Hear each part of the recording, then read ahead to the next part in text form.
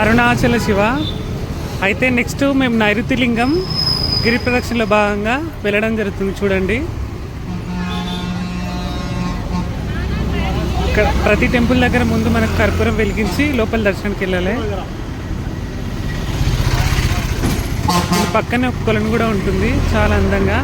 అయితే ఇక్కడ ఏ టెంపుల్లోకి వెళ్ళినా కూడా మనకు ప్రసాదంగా విభూతిని ఇస్తారు. ఆ విభూతిని మనం ధరించి బయటికి వస్తుంటారు జనాలు చాలామంది. అలాగే నెక్స్ట్ మనం పోతుంటే రుద్రాక్ష నగలు అని ఒక షాప్ ఉంటుంది. ఇక్కడ గిరి ప్రదక్షిణ చేసే ప్రతి ఒక్కరికి ఫ్రీ రుద్రాక్ష ఇస్తారు. చూడండి, ఇక్కడ వాళ్ళు కూడా తీసుకుంటున్నారు. అలాగే మనకు రుద్రాక్షలకు సంబంధించిన ఏమైనా వస్తువులు ఉంటే ఇంట్లో కొనుక్కోవచ్చు. ఇంకా మనం అట్లే ముందుకెళ్తే సూర్యలింగం అని ఉంటుంది. చూడండి,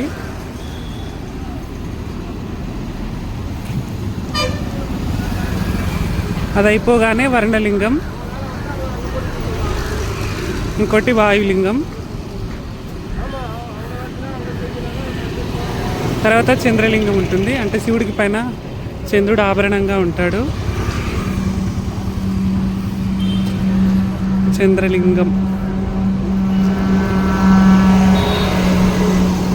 తర్వాత కుబేరలింగం,